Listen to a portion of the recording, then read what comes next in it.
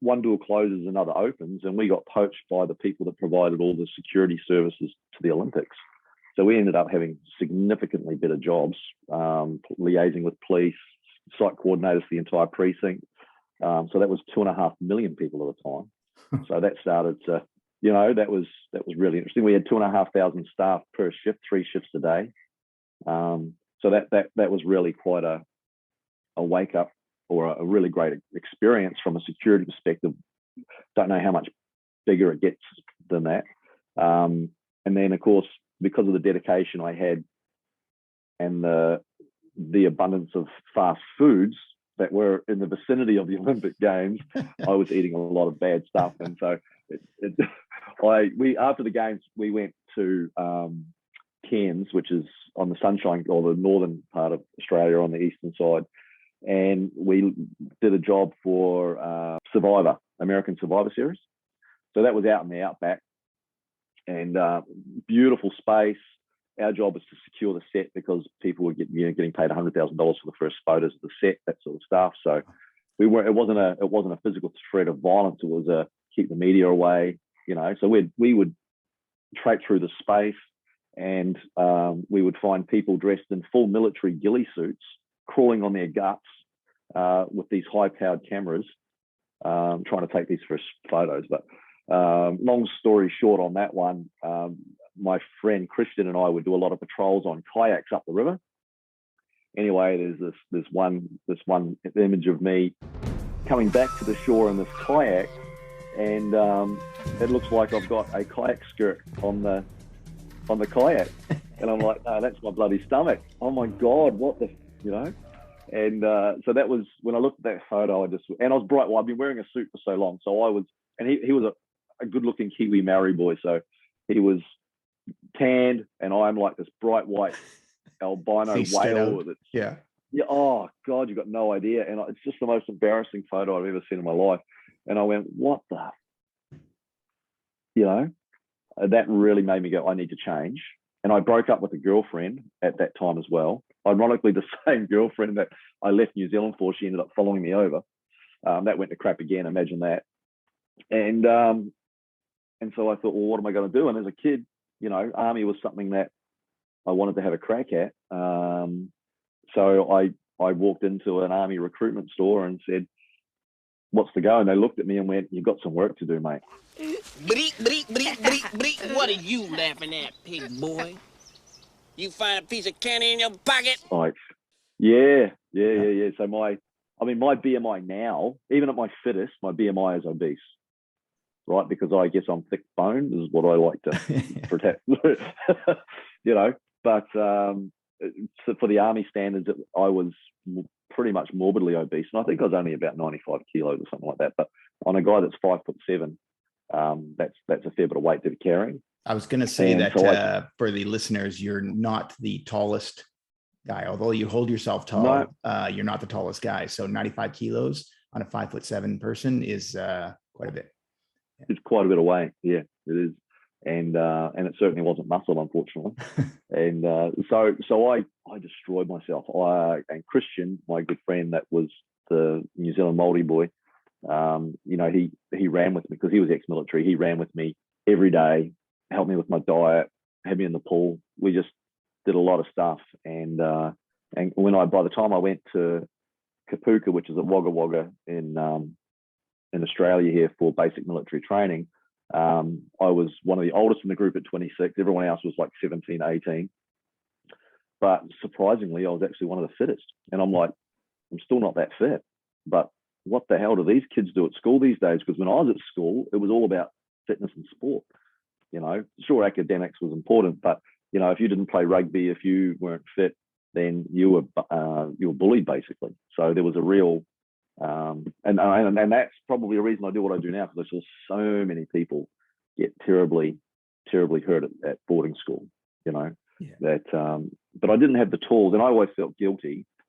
I didn't have the tools to help them. I was a really shy kid. I didn't have that gur in me that allowed me to say, hey, leave that guy alone. So a lot of bullying in boarding school, bullying and violence, There's bullying everywhere, and from what the research and the environments and the people I've met over the years now, I realize that, you know, there's assholes everywhere you go. There's assholes at school, there's assholes in workplaces, in friend groups. People that potentially are your closest friends can be sometimes the biggest assholes, and do some of the most damage. So I think that really the unfortunate thing is that people aren't taught how to deal with that, because that's just a certainty in life. Conflict in the workplace, not getting along with people, finding finding life a bit difficult, I think, is one of those things that everybody struggles with at some point, and there's no education on that at all for people to overcome or step up and help someone else out. You know, so that sort of fired me in the latest part or direction of our business, anyway, to start looking down that barrel rather than the hand-to-hand, you know, fighting side of things, which was an interest initially, but it's changed significantly since. So you went to the military for a while, then you moved into the military police, kind of the scourge of a lot of military personnel. And then you stepped out of the military police into Krav Maga, or were you doing Krav Maga? And we'll explain to everybody in a second what actually Krav Maga is, but did you do Krav Maga while you were in the military as well? I was introduced to it while I was in the military. So basically, I started in the infantry, which is baseline soldier. Had the best time. That was just great mates, doing all sorts of interesting things. But I went in the army with a goal. I am a goal-orientated person. I wanted to come out with certain skill set, I guess. I had a real big interest at that point in teaching people self-defense. And the military police, when I joined, were the people that taught some defensive tactics, riot control capabilities, a lot of those sorts of areas, which I had a really big interest in, because my previous martial art background had me look at some of the giants in the industry, like Rex Applegate and Fairburn, those sorts of things from, you know, European military combat, those sorts of stuff. And so to then be involved in a military system with people who were essentially aligned or descendants of that sort of thing, that really sparked my interest. But I couldn't do that until I joined the military police. Now, the infantry didn't have that capability, although we went and got taught by the military police on a lot of that sort of stuff. And then, but as an older digger in the infantry, or an older soldier, digger is the term we give to a private in the infantry in Australia. My bosses didn't want to let me go too quick, because I guess I was older with a bit more life experience. And so it took me a fair bit to, you know, get out of the infantry and apply for the military police. We went on operations to East Timor, which was a dual role. So we had like United Nations element to that, but we also had what we call a green hat role, which was reconnaissance and protecting people at the same time. And I was asked by my platoon commander if I could take some of the lads through some of the hand-to-hand combat stuff, because if I'm honest with you, the stuff they gave us when we first did our hand-to-hand combat course, it didn't translate to reality when we were in operations. I think it was a bit behind the times. And I had done some work with a guy called Tank Todd in New Zealand many years ago, and he was unbeknownst to me at the time, he was the guy that provided hand-to-hand combat services to the New Zealand SAS over there. So I had a little bit of a skill set, and my boss asked me if I could go and impart some information to the team. So I did that, and while I was doing that, there were some Singaporean guys, military boys there, who come over and asked if they could join in. And we said, yeah, sure, jump in, and we just did some stuff. And then a few days later, one of the lads from the Singaporean group came over and asked my boss if I was allowed to go and do some training with them. And turns out that they were Singaporean Special Forces boys, and their system of training was Krav Maga. So I spent probably 3 days getting beaten to a pulp with these lads, just having a great time. And I couldn't believe really how much common sense it was. Over and above everything else I'd learned previously, it had a lot more practicality immediately. And when I come back to Australia, I tried my hardest to find that, and it took me quite a long time to actually find somewhere to train. It took me over a year at least, because Krav here is quite a new system. Krav Maga is an Israeli self-defense system. It's derived from the Israeli military.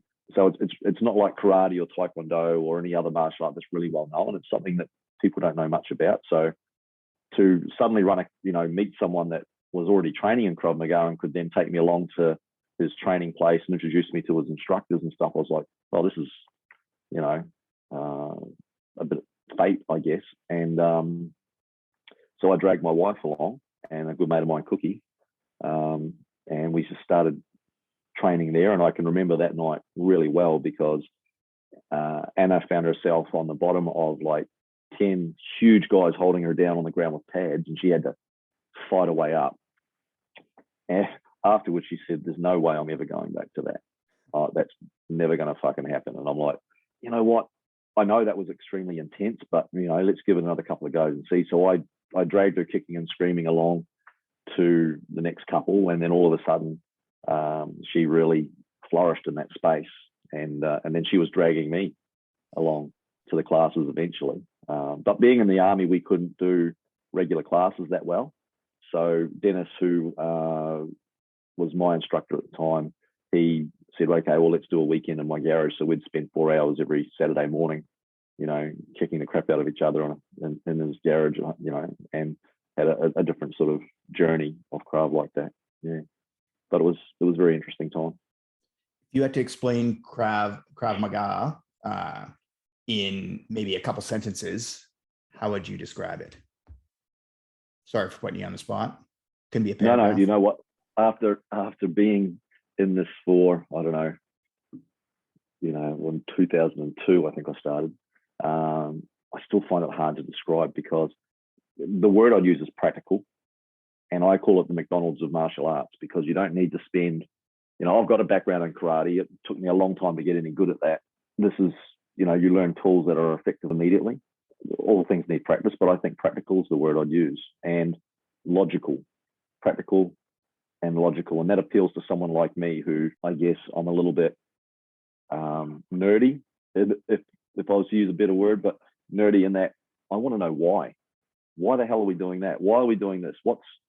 What's going on here? And can you explain the logic behind, that particular technique? And what I found was they just came forward and gave me logical explanations. And then that resonated with me, and that kept me interested for almost 20 years. So practical and logical, I can do it in two words. One thing I like about Krav Maga, for those listening, as with many of my guests, you and I know each other, and I met you through some corporate training, started taking Krav Maga, and now I actually teach Brazilian Jiu-Jitsu as contract for your company in defense. What I like about Krav is it sorry? With, not for. With. But what I like about Krav is it blends well with Brazilian Jiu-Jitsu with BJJ, but it actually teaches you to assess a situation before you actually get into a situation and assess your environment. And it teaches you basically to get in there, or basically not get in there, but get out of there. So people leave a situation before anything bad happens, or if you do get in a situation, you strike until you can run away, and get away and make sure there's no one getting you. And there's not a lot of martial arts or systems out there that actually do that. They just talk about, I love Brazilian Jiu-Jitsu. I'm a black belt in it. I've been doing it for many, many years, but it's a lot of ground stuff. And a lot of BJJ people think, oh, well, I'll take you down and I'll do this. But as you pointed out to me, as I was doing this move called the guillotine, which is kind of a choke on someone's neck, as I was going around, we were doing some training at Krav. You're like, well, what if that person has like a knife or a shiv and they're just jamming it in your side as you're putting this move on them? And I was like, oh, yeah. So you were like, well, maybe that works great, but maybe step back and think about your environment and think about what the potential dangers are. So I really like it, and I really take to it. And I blame my daughter for not continuing taking it. And just kidding. I blame my wife. The whole reason that I was so excited about you coming on board with us was that I got the opportunity then to do it myself, because I think that you can always be better, you know, at an interest if you want to be. Yeah. And so I had a very big interest in BJJ. I still do. Getting old to be rolling around, starting to hurt a little bit more now. But Anna's kids' classes got so big, 40 kids in a class, that she couldn't take them all herself, which meant that I had to chip in there. I guess I was told to chip in there, and which I love doing too. And but that took away my opportunity to do the BJJ, which, you know, disappointed me. And of course, to be able to do it another time, it coincides with the classes that I run, so it becomes very very hard. But it's great having you there. Thank you. And I think, you know, a lot of the kids, including my kids, benefit greatly from that. I certainly want my daughter to know how to stop some person, I'd say male generally, but person, forcing themselves on her. And I think that ground stuff gives her a very good ability to, take back control. Yeah, and that's another nice thing about Krav Maga as well, is that it's not afraid to say this tool isn't working anymore, or we can change the system in order to evolve. So it's taken on a lot of ground stuff as well, and it's more and more ground stuff as it learns that, okay, we need more ground fundamentals. And you had me out to teach to your more advanced students. You had me out teaching a lot of ground stuff to them as well, which I think they really appreciated. And a lot of the advanced students would come to me, and still do come to me, to actually train on the ground. So it's good. It's good combining the two. I don't want to promote myself here. I think it's great to promote you, but I honestly think I honestly think Krav Maga is probably one of the greatest systems. And if I probably took Krav before Brazilian Jiu-Jitsu, I'd probably still be taking Krav Maga, and I'd be hopefully at an expert level as well. But I'm old myself, and I just enjoy training and rolling now, and moving on with life and my family. I would be a fool as someone in an industry of, irrespective of Krav Maga, my job is to provide tools to people that can remove them from danger. I take that burden on extremely seriously. So I would be a fool to not introduce to my guys the BJJ content from a seasoned black belt in BJJ. That would be ridiculous from my perspective. I think a lot of people in my position are threatened by other martial arts. Yeah. I think, I don't want them to go and be exposed to that because they might start training. Well, if they enjoy it, why can't they train in that? Right? I don't own people, but I do take the burden of someone else's safety on board very seriously. So it's better for me to draw on other people's knowledge and experience and expertise and have stuff taught properly versus my limited knowledge of BJJ. And the beautiful, what I call it, is know thine enemy, right? In other words, this is BJJ. You need to know that, so that if you ever come across someone with BJJ, you've got an understanding of what they're going to do, how they're going to move, how they're going to make you vulnerable. Who better to learn that from than someone like yourself who's at the top of the game? I mean, to me, that just makes complete sense. And I think that my guys, when I say my guys, my friends, my students, I think they recognize your expertise. And I think that's why they support you consistently, at least in your classes, because they see you as a good person with the same qualities as me, is that you care about the individuals, that you want to see them improve, you want to give them the knowledge, you're not holding stuff back. I mean, you're trying to make them as capable as you possibly can in the shortest period of time. And, they're only training 1 day a week. So what can we expect from that? But yeah, I'm telling you right now, Ash, this is going immediately on my LinkedIn profile, what you're saying here. So thank you very much. But it's what it is, mate. Let's get off the topic of me. But in Krav, though, you also do other workshops as well. And you do things like knife defense. You do like gun defense. You also do carjacking workshops. Sure. And all sorts of different workshops, like out in the kind of hinterland type stuff, out in the bush type workshops and stuff like that. Things that kind of expand on situations that could happen or might happen, and it's a whole heck of a lot of fun anyways, no matter if it did happen or not. So when I did karate, we would do the same thing every night. You'd do your same warm-up every night. You'd punch the air for 100 times. You'd kick the air for 100 times. You would do some push-ups and some sit-ups. You'd do a little bit of sparring at the end, and some kata, and that would be the class. And people that resonate with routine love that, because they know exactly what they're coming in for. They can see their progression. Krav Maga is a selection of tools, basic concepts that should be able to be applied to any scenario or any situation. So the concept or the idea is that you get this foundation of tools, of skill, and then you stand on a bus and go, okay, now what? Or you go into a car where you're sitting down in a confined space with a seatbelt on and go, how do I employ those tools?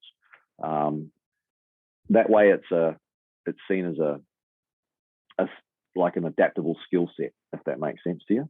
Mm-hmm. And that, to me, that's probably one of the reasons that I resonate with Krav Maga so widely, is because it comes from the practical use of military and law enforcement. It's designed to be fighting in the back of a car to hold a perp down who's gone for your gun, or get people who are in the secret services out of dangerous, like police officers that infiltrate bikie gangs and then find themselves in a terrible situation. The skills are designed to help them remove themselves from that environment while minimizing the damage to themselves. And of course, obviously, in that situation, there's going to be some damage, but you understand the concept. It's about adaptability, and that's why I love it so much. And even now, you might start to see my juices flow, and I start to get a little bit intense.